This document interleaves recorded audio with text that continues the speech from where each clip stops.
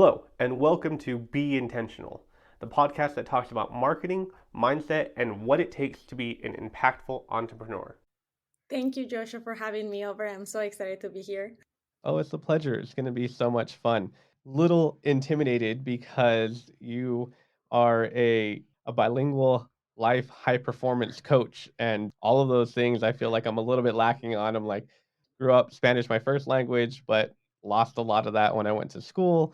And then high performance, I feel like I do my best, but maybe not where I should be. And and so you're touching all the areas that I need today. So I'm super excited to be Don't able let to get this little mini session from you. don't let it intimidate you. We all are in the same spot. We just Uh, are trying to get better. So yes, I love that, definitely. And so let's get the show on the road right away. I'm going to start asking some questions because, like I said, I'm going to benefit a lot from this as well as you guys. And so I know one of the things that you talk a lot about and help your clients with is time management. And especially right now with like COVID and all these different rules and changing and kind of the new normal and beginning of the year. I know for me, the end of the year and the beginning of the year is some of the busiest times for me. And so, how do you help people who feel like they're running around with their chicken with the head cut off, right? As entrepreneurs, put things into place to be able to have like actual control over their time? that is a great question. Yes, time management honestly is like my best friend. It's the process that I use a lot of the times to keep my sanity. So I owe the little sanity I have left to time management. So I would recommend to all the entrepreneurs to recognize what you just said. The beginning of the year and the end of the year are completely two different seasons. So enjoy the season that you are in, and a lot of us are like hustling because it's the beginning of the year, yeah, but we're still kind of like COVID hungover a little bit, right? We don't know how much is expected, Yeah. how to deliver what is expected. So just honestly be great, have grace, have compassion for yourself, and mission map. So mission map is like my favorite way of take big goals, especially for entrepreneurs. We think of like 22 is gonna be the year in which I'm gonna do this and this and this, and like these are like massive goals, right? Mission mapping takes time management because you have to take the big goal and break it down into smaller ones, and those smaller goals need to go into your schedule, like into your calendar, into like your everyday activities, to where instead of saying, oh, today I'm going to write a book because I want to publish by the end of the year, you're saying every day I'm going to write 20 minutes, and at the end of the month I'm going to give myself the time to review that. And so you're breaking it down to actionable items. So a few quick tips if you're an entrepreneur is stop trying to do everything at the same time. Pick one goal, one big goal at a time, and concentrate on it for 3 months. Then assess if you need more time, if you need less time, but don't try to do three different goals because then you're not doing any of the goals at full capacity.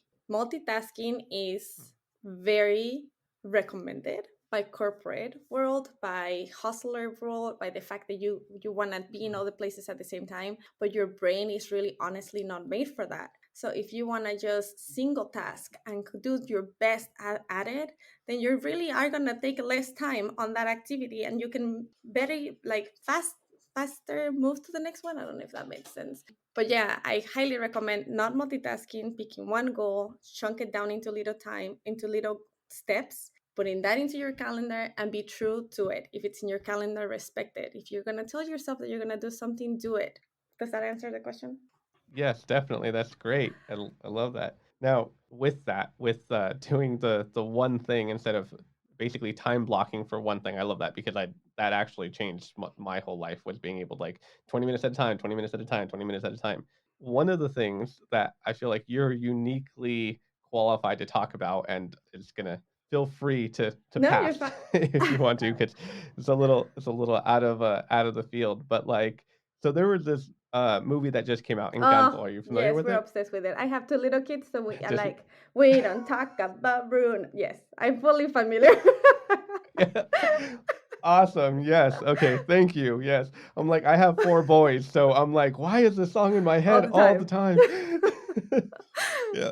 So, and I love Lin-Manuel. I love all his stuff. Very catchy. So, because you're uniquely qualified to talk about this, there was a lot of different things that movie like talked about. One of the all the memes, right? It's like the kids are watching it and having fun, and and the adults are over here like crying because all of like the trauma that comes Thank with that you. stuff. That was in And like that was a strong movie. I was not ready for the message. oh, same here. Oh, I'm like when the older sister talked about being strong for the family, I was just like, oh my god, uh, scoop it and drop it. I can't do this right now. I was bawling. I don't even pretend to hide it.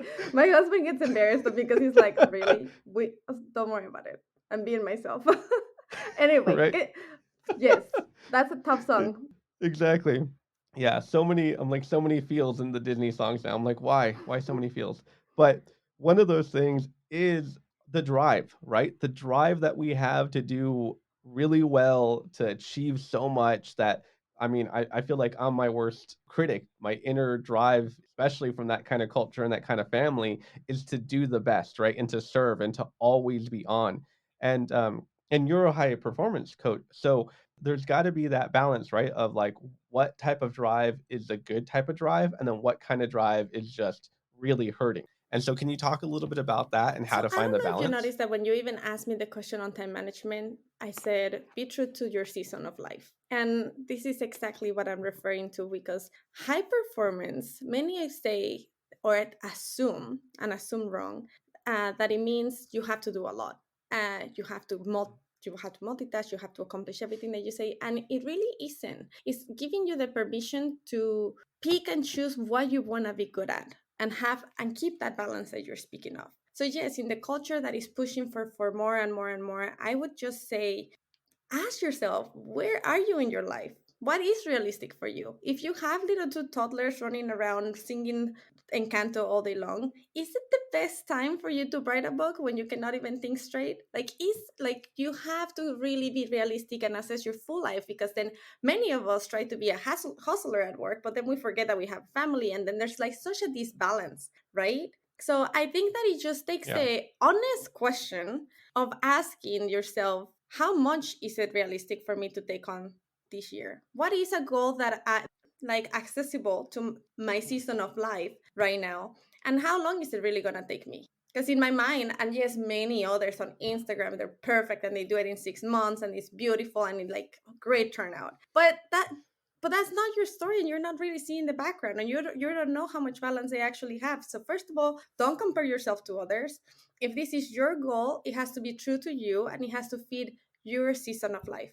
Take a good look at where you are at and pick a good, realistic, accessible, something that allows you to still look at yourself as a human and give yourself compassion for the mistakes that we are bound to make, because it's honestly, we are going to make some, and they are amazing learning lessons, but they hurt. So you can, that's exactly why you have to just be honest, true to yourself. That sounds amazing, and it sounds great.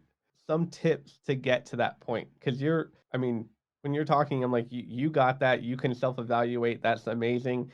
I'm thinking when I'm working from home and my kids are singing Encanto and I'm over there hanging out with them, half in the moment, and then I kinda snap back and go, "Oh, I should have been doing this. Oh, I should have been called that, or I should have done this," and the stuff that I didn't do, and then kinda, like, beat myself up over that type of stuff, right? And it's that yes, I want to be time with my family, but we have to eat, Right, right. right? So like I need more No, clients and we have to do right by our clients. And so that part. And so when you were saying like that Instagram life, you're right. Like it looks easy, but it's not. So what are some baby steps to get us to that point? baby step number one is really realize where you are in your life. Like honestly, and this is a hard question that many of us avoid asking because we're just like, well, I'm gonna get there. I'm working to get there. Like, and we're already looking at the. I'm asking you where you are right now, today, and acknowledge that and respect that. Don't try to just sugarcoat it. Just be true to yourself for once. Nobody has to know about it. This is a self-assessment. You don't have to publish it. It doesn't have to be an Instagram post. Then the next question that I want you to ask yourself is, what are your values? What do you value the most?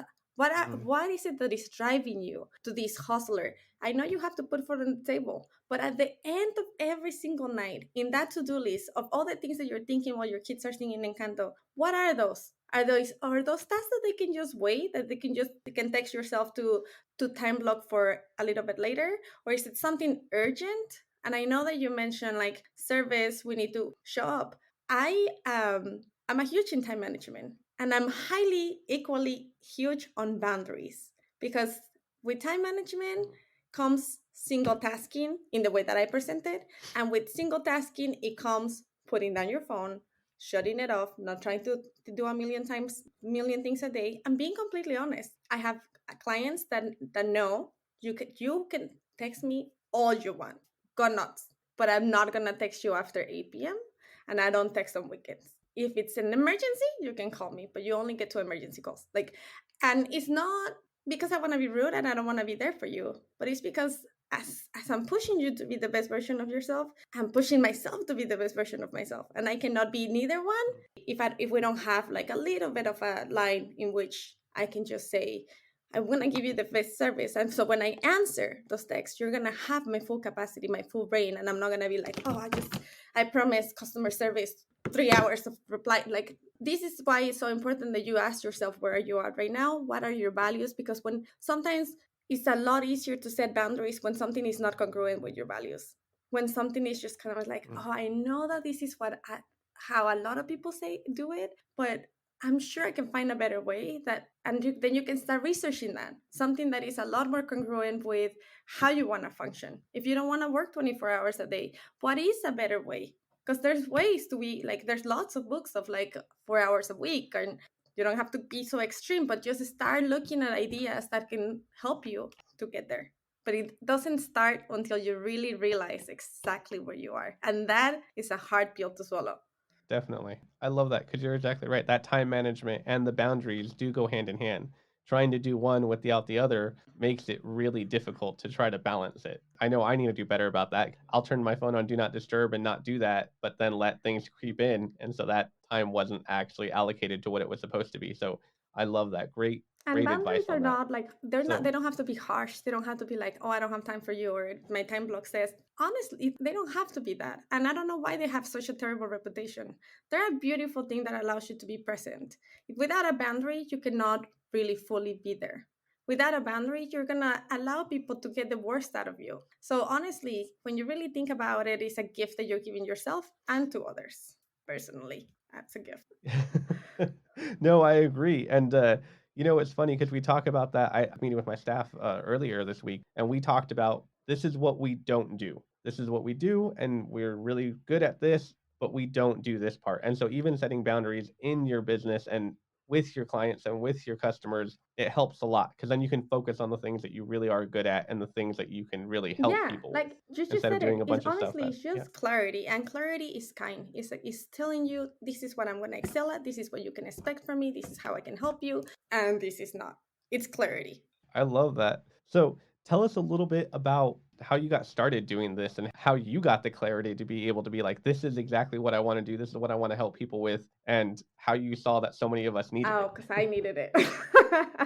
I've been in the corporate world for far too long, and I've been in the service. So I'm great at sales, and I'm a great at presentations, and then I had kids, and I really wanted to like enjoy my maternity leave, but I didn't know how to let go of like, oh, but my commission, but my reputation, but I work so hard, but I'm a working mom. Am I a working mom? How does it feel? Like, I went through like a serious crisis of to I didn't know my new priorities. I had completely new, different fears and different needs that were, for a long time, my title in my position and my income was like attached to my value.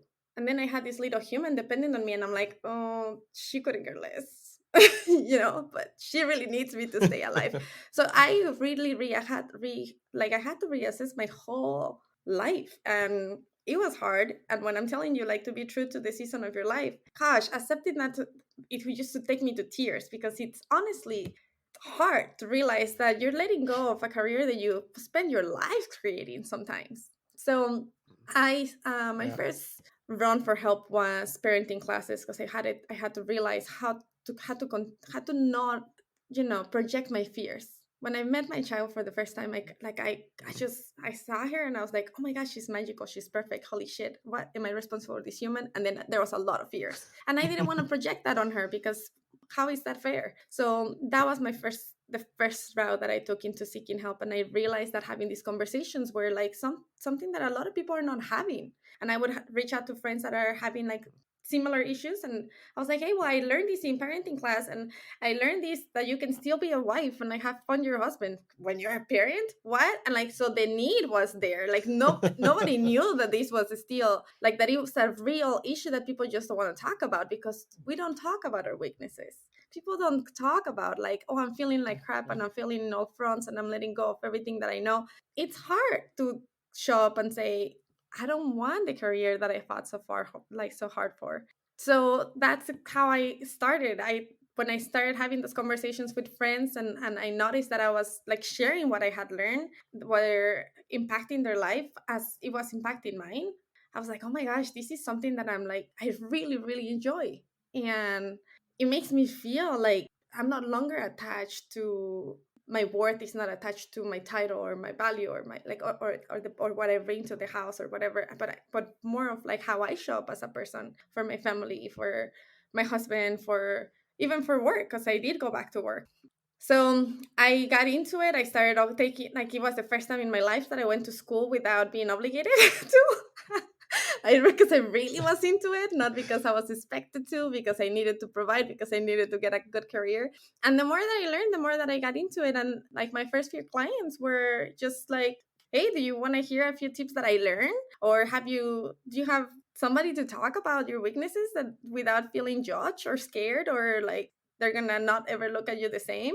So it kind of started like that, and it just kept on moving up. And then high performance came, because in the corporate world, everybody is like, oh, but you have to be the best. And it just helps you assess your life as a whole, versus just being a high performance in the office, versus your family is like, they don't even know your last name anymore. Or when you show up at home, you're just so drained from your energy. So it just helps you maintain your energy, your persuasion skills, to where you are more open to more perspectives. So it's just seeing a bigger picture, putting yourself outside of yourself, so you can see it for what it is, and then make the changes that you need. And I honestly, I'm so passionate about it, because I haven't met a person that hasn't benefited from it.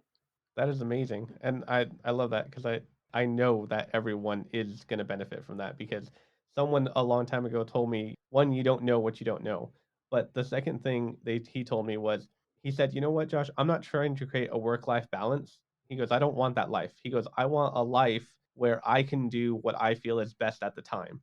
And I realized that is exactly what I want. That is exactly what I just didn't know how to put it into words, but that's what I was going after. It wasn't work-life balance, it was a life that I actually wanted, Right. you know?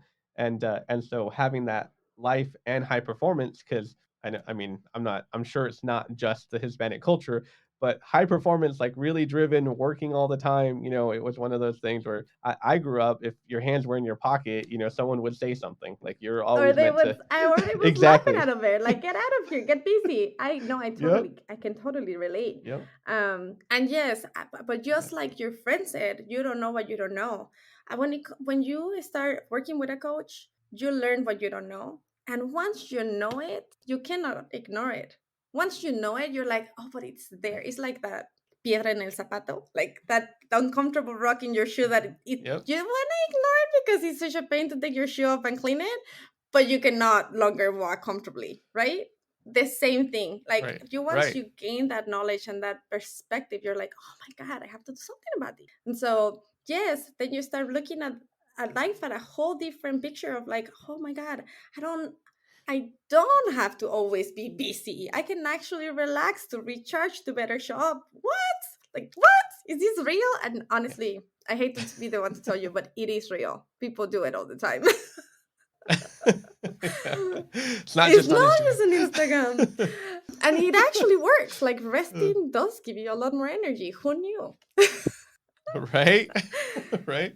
I love that, man. Altama, thank you so much for being here today. If people want to learn more about you, work with you, how do they get in touch with you? Because I know I'm like, I need this information because I need your daily dose of content to be like, yes, calm down. It doesn't have to be like that. Okay, so I definitely have my Instagram, which I show everything. I show my good days, and I also show my bad days, because I'm a mom of two kids. That's terrible to show me a whole new concept of life. So Instagram is where you can see the whole me. But in my website, telmasanchez.com, you can see my work as a life coach, like what I concentrate on, why do I start, like what I want to do, my goal, my mission of like helping people rediscover their potential to really stand up for what they want and go after it, because we can all do it. It's just at whole, it's just learning how and feeling confident enough to do it. I love that. Thank you. And guys, we're gonna have that in the show notes because I know sometimes it's hard to write it down. So make sure you just go in there and click it and connect with Thelma because you definitely need this stuff in your life because it's really easy, especially right now, to let outside sources affect you. But if you don't gauge it internally and you don't have your own value set and you don't do your own time management and boundaries, then life can has a way of taking you out to sea to a place that you don't want to Right. be. And so let's make sure that we're And being my latest intentional. but most important tip is always start very slow and with tiny little steps. Nothing changes overnight. Rome wasn't built in a day. Realize that change is hard. It comes with setbacks. It comes with a lot of, you're going to come back to your past. You're going to revisit a lot of memories, and it all takes time. It takes time. So time management is like, is part of it, but you have to have patience because it's not an overnight change. I love that. You know, and one of the things I wanted to ask you too is so we really believe in consult. I'm a consultant, so consultant, coaches, people to help you. And one of the things that I love to ask is for a lot of the people out there that are searching, and you see the Instagram, you see the LinkedIn, you see the Facebook, you see the not to be disrespectful, but the young 20-year-old life coaches, the people who talk about it but haven't lived it, and then the people who like you and I who have lived it and gone through it, and our life journey is actually why we want to help others. When people are searching from the outside looking in, unless they get to hear you, sometimes it's hard to tell. Any tips for people who are looking for that truth, looking for that help, but like we said, we don't know what you don't know. So, what are some things that kind of make you stand out and the people who have kind of want to give advice and well intentioned, especially if it's family or friends or other people, other coaches and consultants, but haven't lived it, how do you wade through all of that information out there to find the people who actually connect with you That's and can such help? a beautiful question. Honestly, many of us are so used to going out for advice, and we just don't know where to find a good one. And we think that family sometimes know the answers because they have what they know us, right? However, there's so many hats that we wear, right? My husband has no idea how I am as a life coach, and he's never gonna find out because that would be completely weird. So you don't go to your family to ask for work advice. You go to somebody that has the position that you want, or that mentors in that area. So you have to be really, you need to be aware of the advice that you're asking and who you're asking it for. Like, why are you asking it? And why are you asking for advice? Is it because you might know the answer and you just want confirmation, or is it because you're afraid of the answer that you are thinking, or because you are assuming wrong? Like, sometimes asking yourself why you're asking questions in the first place is a really great start. And if this is something that you struggle with, I would invite you to start journaling. Write your thoughts down. Just write it down, everything that comes to mind. And when it comes to, yes, you see a life coach and you see another one and you see another one, honestly, if you're curious about one, reach out. I know a lot of them. I know I do. Offer the discovery calls in which you can ask as many questions to assess to see if it's a good fit. And it's not always a good fit. Like, I'm not for everybody. I have an accent. Some people don't understand what I'm saying, and some other people think that I'm too straight. I don't sugarcoat it. I barely know English. I don't know how to add the sugar on top. Like, I don't know how, and I don't want to, because I don't have time for that. Like, I'm here to help you see. I'm not trying to be a cheerleader. And I can be one by using the facts that I know. So sometimes going to a third party, somebody that doesn't know you and that is as like actually helping you to see and help you find your own answer, which is what like a life coach would do. They don't tell you the solution. We're not gonna solve your world. We're gonna help you, guide you through your own discovery to where you can decide what's gonna work better for you. Yeah, just reach out, ask the question, get a discovery call, and then if you see that it is a good fit, and you're gonna see that chemistry, is it there or is it not? When it comes to your family that it has very well intended intentions, realize that it comes out of love. A lot of the time, the advice that we get from family comes out of love, but very often it comes from their own experience, their very own experience, what they know, what they went through. And sometimes that's very different. My mom grew up in Mexico City her whole life. She has no idea what it feels like to be thrown into the States without knowing the language to try to figure out how I'm gonna survive, right? Like she has zero clue. So when it comes to some advice, I don't know that it's relevant. I don't know that it's fair to pick her brain when she has never gone through that. So her advice is welcomed and I receive it, but I don't always follow it because I'm not sure that it's applying to what I'm looking for. So just know that it's okay to say, I received advice and then assess it. Is it congruent with what you were asking? Is it congruent with what you really want to get to? Why were you asking it? Why are you reaching out? And then you can decide what's going to work better for you because your decisions are going to make your life, not the advice that people give you. That's where the blaming game starts of like, well, what she said, well, what they told me, Mm, but you're the one that did it, right? So taking that right. responsibility of is your That actions, is the advice that you decide to take on, is gonna free you from feeling responsible for taking everybody else's advice. It's your life at the end of the day. So own it. I love that. That is so great. And I think that's a great place to end because it is your life and you do need to own it. And guys, if you didn't catch everything that Thelma said, go back and re-listen because there's a lot of stuff in there that it sounds good and sometimes it sounds really motivational, but it's taking that motivation and putting it into action, taking what she said and actually doing it. It's simple, but it's not easy. And so if you got to listen to it a couple times and definitely follow her and connect with her. I know I love it when people reach out and tell me that the thing that I said helped. I know my guests love it too. So definitely reach out and let her know that what she's doing is making a difference cuz even made me stop and think. I'm literally like writing some stuff down and being like, "Okay, I got to stop doing that and calm down, dude." Like so Thelma, thank you so much for being here with us today. It has been an amazing pleasure. Oh, thank you so much for having me. Honestly, And but so, yeah, got if you have any other questions, please reach out. There's never any pressure. I'm here just to support others go through their journey, and I'm having so much fun doing it. So you're not alone. And yeah, don't feel that way. But baby steps, whatever you decide to do, baby steps. I love it. Guys, thank you so much for spending a little bit of time with us today. Until next time. Bye. Bye. Thank you for spending a little time with me today on Be Intentional podcast. I would love to connect with you and hear about how you're applying today's message in your marketing, in your personal life, in your business. You can DM me at Josh Oldmos SR. That's JoshOlmosSR, or LinkedIn, Joshua Oldmos, or website, josholdmossr.com. I would love to hear from you. I would love to connect with you. And if you feel like you would benefit the listeners and that you want to be a guest on the podcast, please feel free to reach out. I would love to hear your story and what you're doing to be an intentional, impactful entrepreneur.